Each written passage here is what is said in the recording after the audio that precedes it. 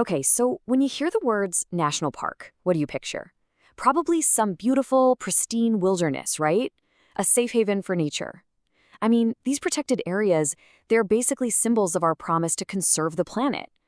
But what if that promise is a bit of an illusion? What if that park you're imagining, the one that's officially on the map and legally declared, what if it offered no real protection on the ground at all?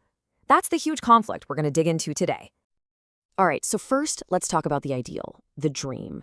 When a government sets up a protected area, they're making a promise about what these incredible places are supposed to do, not just for nature, but for all of us.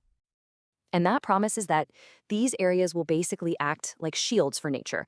They're there to protect all kinds of life, keep our natural systems going so we have things like clean water, and even help us in the fight against climate change. It's a beautiful vision and one we absolutely need. But here's where things get tricky, where that vision starts to get a little blurry. See, the biggest problem isn't always creating new parks. A lot of the time, it's making the ones we already have actually do something. This is the problem of paper parks. So, what in the world is a paper park? Well, think of it like this. You've got this amazing, detailed blueprint for a massive skyscraper, but there's no money, no building materials, and no construction crew. It's just an empty lot. A paper park is the exact same idea. It's a legal name on a map, but on the ground, there's no staff, no budget, and no real enforcement. It's just paper. And wow, the difference between the two is just night and day. A paper park?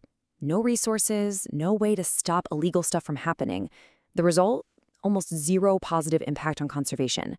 Now compare that to a park that's actively managed, one with a real budget, a dedicated staff, and the local community on its side.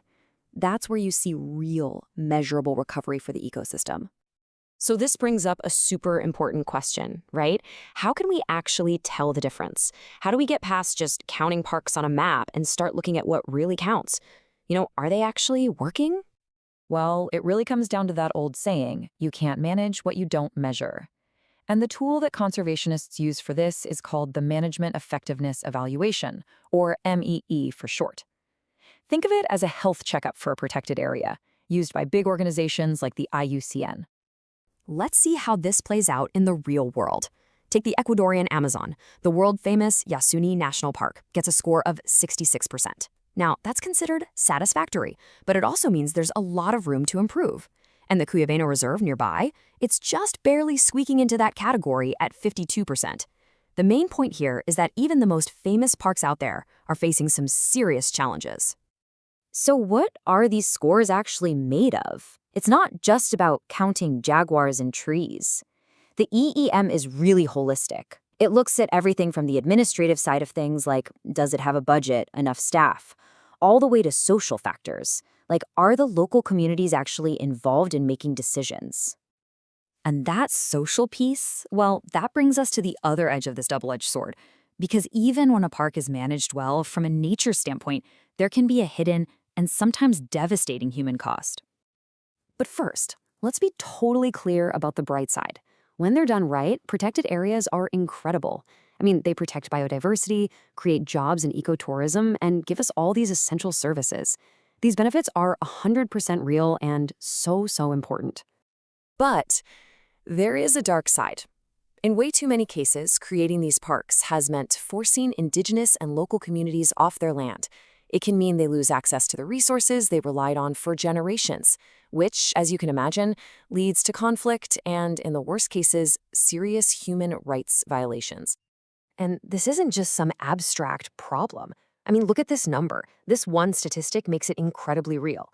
Over 600,000 people in India alone have been displaced for the sake of conservation. It really makes you stop and ask a tough question. Who's actually paying the price to protect nature? So what's the solution? Where do we go from here? It can't just be a choice between protecting nature or protecting people.